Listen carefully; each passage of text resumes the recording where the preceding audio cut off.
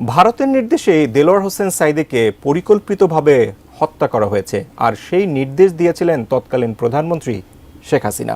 মোদিকে খুশি করতেই তিনি তাকে পরিকল্পিতভাবে দুনিয়া থেকে সরিয়ে দিয়েছেন বলে দাবি করেছেন তার ছেলে মাসুদ সাঈদী। বিচারের জন্য শেখ হাসিনাকে বাংলাদেশে ফেরত দেওয়ারও আহ্বান জানিয়েছেন তিনি। আরও জানাচ্ছেন এসআই রাজ। শপথ করে বলছি, আমি আমার জ্ঞান হওয়ার পরে থেকে আমার পিতার মুখে একটি মিথ্যা শব্দ শুনি নাই। তার মানে হলো তিনি কোনো ছলনামূলক আচরণ কোন একজন মানুষের সঙ্গে করেন। আল্লামা দেলোয়ার হোসেন সাঈদী বিশ্বখ্যাত ইসলামিক আলোচক, স্কলার ও রাজনীতিবিদ। তিনি অন্যায়ের বিরুদ্ধে ছিলেন আপোষহীন। জালেমদের শত অত্যাচারে তিনি ছিলেন অবিচল। জীবনের শেষ 13টি বছর বহু কষ্টে কারাগারে কাটিয়েছেন। তবুও স্বৈরাচার জালিমদের কোনো ফাঁদে পা দেননি, জালিমদের বশ্যতা স্বীকার করেননি। 2023 সালের 14 আগস্ট রাত 8:40 হৃদরোগে আক্রান্ত হয়ে মারা যান তিনি। তবে তার এই মৃত্যুকে স্বাভাবিকভাবে দেখছে না তার পরিবারের বিরুদ্ধে বিরোচিত ভূমিকা রাখার কারণে আল্লামা দেলোয়ার হোসেন সাঈদীকে ভারতের নির্দেশেই পরিকল্পিতভাবে হত্যা করা হয়েছে বলে দাবি করেছেন তার ছেলে মাসুদ সাঈদী। 14 ডিসেম্বর জাতীয় প্রেস ক্লাবের আব্দুস সালাম হলে আমার দেখা আল্লামা সাঈদী বইয়ের প্রকাশনা উৎসব ও আলোচনা সভায় তিনি এ দাবি করেন।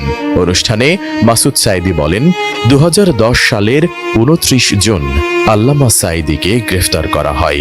ওই সময় আল্লামা সাঈদী সহ জামাতের নিরীহ নেতাদের তথাকথিত যুদ্ধাপরাধের মামলায় গ্রেপ্তার করে কাউকে 10 বছর, কাউকে 12 বছর, কাউকে আবার 13 বছর কারাগারে আটকে রেখে তাদের পরিকল্পিতভাবে হত্যা করা হয়েছে। সে সময় গোটা বিচারটাই ছিল প্রহসন। তাদের বিরুদ্ধে যুদ্ধাপরাধের অভিযোগ ছিল নাটক।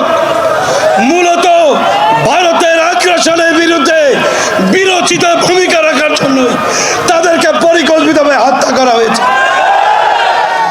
সাঈদী পুত্র আল্লামা সাঈদী বলেন, কেন তারা আল্লামা সাঈদীর কণ্ঠ স্তব্ধ করতে চেয়েছে? এর কারণ ভারতীয় রাজনীতি ও অর্থনৈতিক আগ্রাসন যখন বাংলাদেশের ওপর চেপে বসত, তখন সবার আগে বাঘের মতো গর্জে উঠত আল্লামা সাঈদীর কণ্ঠ। আমি তার সন্তান হিসেবে বলছি না, ওই যে শুরুতে বলেছি। এ সময় জুলাই বিপ্লবে নিহত শহীদদের রক্তের ঋণ শোধ করতে সবাইকে ঐক্যবদ্ধ থাকার আহ্বান জানিয়ে মাসুদ সাঈদী বলেন, শেখ হাসিনা দেশের প্রতিটি সেক্টরে দুর্নীতি, লুটপাট এবং হাজারো অনিয়মে ধ্বংস করে দিয়েছে। জুলাই অভ্যুত্থানের বীর যোদ্ধাদের ওপর নির্বিচারে গুলি চালিয়েছে। এদেশে আর কোনো স্বৈরাচারের ঠাঁই হবে না। জালিমের প্রতি দয়া দেখানো, মুসলিমের রক্তের সাথে বেঈমানি করা। সুতরাং আওয়ামী লীগের প্রতি কেউ মায়া দেখাতে আসবেন না। অনুষ্ঠানে মাসুদ সাঈদী বলেন, দেশের প্রশ্নে, স্বাধীনতার প্রশ্নে কারো মধ্যে কোনো বিভেদ নেই। যে বা যারা বিভেদ সৃষ্টির চেষ্টা করবে তাদের দেশের জনগণ ঘৃণা ভরে ইতিহাসের আস্থা করে নিক্ষেপ করবে। আওয়ামী লীগের ওই নতজানু পররাষ্ট্রনীতি এই সরকারের আমলে আর এই ছাত্র জনতার গণঅভ্যুত্থানের বাংলাদেশে আর হবে না। দেলোয়ার হোসেন সাঈদী তিনি প্রথম দিন অসুস্থ হয়েছিলেন। অসুস্থ হওয়ার পরে তাকে হাসপাতালে ভর্তি করা হয়। হাসপাতালে তিনি মৃত্যুবরণ করেন। আইনের বিধান আছে যে জেলখানায় যদি কেউ মারা যায় এবং যে জিনিসটা আমাদেরকে, যেই অধিকার থেকে আমাদের সকলকে বঞ্চিত করা হয়েছে, যে যাকে হত্যা করা হয় বা যে অস্বাভাবিকভাবে যার মৃত্যু হয়, it is imperative, the law says, যে তার একটা পোস্টমর্টেম হইতে হয়। বঙ্গবন্ধুর কিন্তু কোনো পোস্টমর্টেম হয় নাই। বঙ্গবন্ধু পরিবারের 17 জনকে কিন্তু কোনো পোস্টমর্টেম করা হয় নাই। এই দাবি আমাদেরকে করতেও দেওয়া হয় নাই, এটা করাও হয় নাই। এটা আইনের ব্যত্যয়। তো কথা হচ্ছে এই আসেন, আমার কষ্ট লাগে, আমার দুঃখ লাগে, আমার রাগ লাগে যে আমাকে এই যুদ্ধ অপরাধীর কথা বলতে হবে এখানে, but even then let me clarify the situation. ব্যাপারটা হচ্ছে যে তাকে তার যখন মৃত্যু ঘটে, স্বাভাবিক মৃত্যু ঘটে, তখন তার পরিবার থেকে বলা হয় যে তারা পোস্টমর্টেম চান না, এবং আমরা ইনসিস্ট করি যে না, পোস্টমর্টেম করতে হবে। তার কারণ এটা জেলখানায় যখন মারা গেছে, তা এই পরে তারা অন্য অপপ্রচার করতে পারে। আমরা বলেছি যে না, পোস্টমর্টেম করতে হবে, স্বাভাবিক মৃত্যু হয়েছে কিনা এটা পোস্টমর্টেম থেকেই আসে। এবং সেই পোস্টমর্টেমের সকল প্রস্তুতি যখন নেওয়া হয়েছে, তখন তারা আবারও বলেছে, এবং তারা তার যে দলের অনুসারীরা, সেই দলের অনুসারীরা, সেই দলের নেতৃবৃন্দ এবং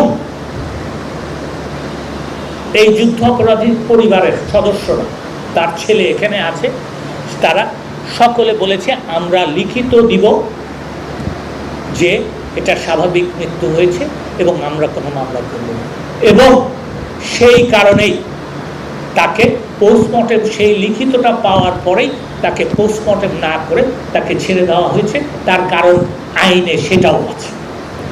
আজকে যদি এই মিথ্যাচার করা হয়, তাহলে পরে এটা হবে, আমি আবারও বলি, সম্পূর্ণ মিথ্যাচার, যেটা তাদের জন্য স্বাভাবিক, আমাদের জন্য অন্যায়।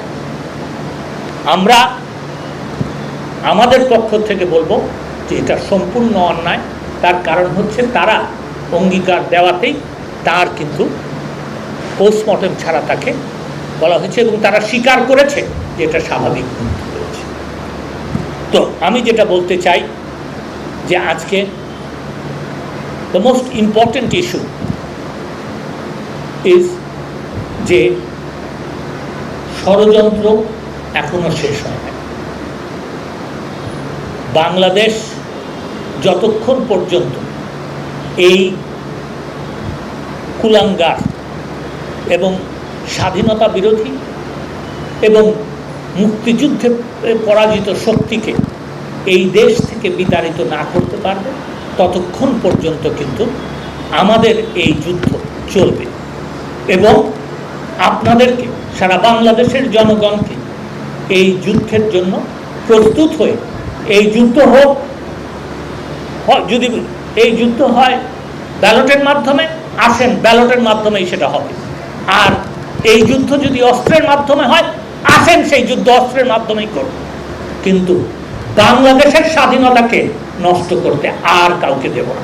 বাংলাদেশের ইতিহাসের এক বিতর্কিত অধ্যায় যুদ্ধাপরাধ মামলা, আর সেই অধ্যায়ের কেন্দ্রে থাকবেন আল্লামা দেলোয়ার হোসেন সাঈদী। আজও তার জীবন, কর্ম এবং রাজনৈতিক উদ্দেশ্য প্রণোদিত মামলায় বিচার নিয়ে চলছে নানা আলোচনা।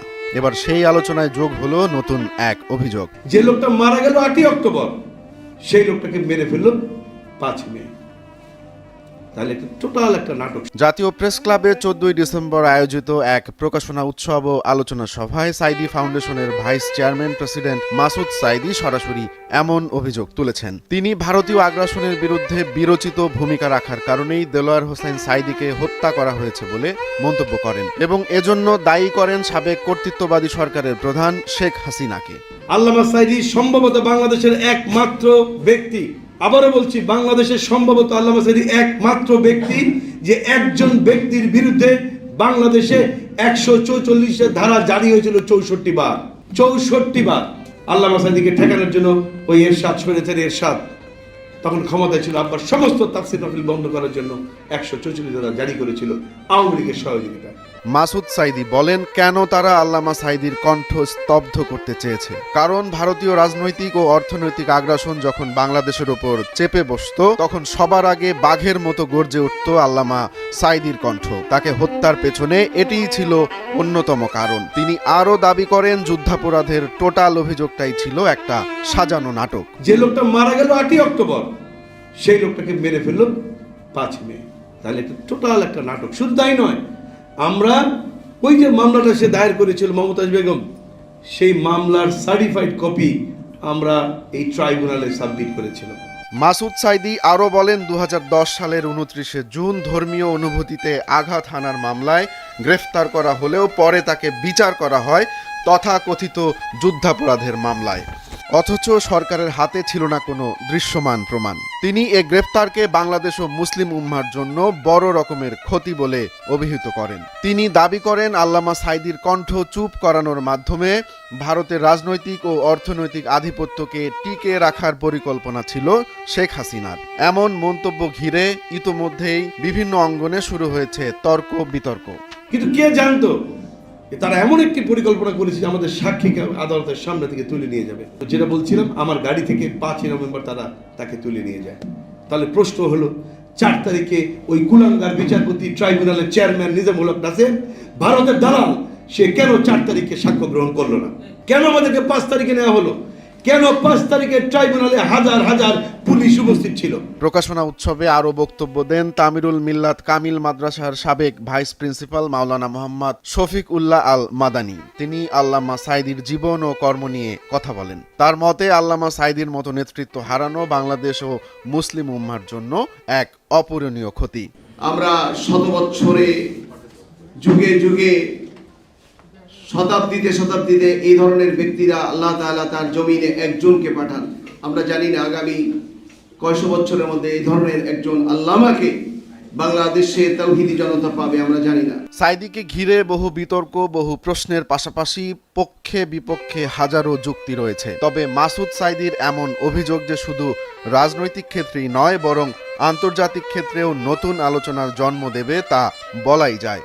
কিন্তু প্রশ্ন হলো, এই অভিযোগের ভিত্তি কতটুকু আর এই বিতর্ক কতদূরই বা গড়াবে?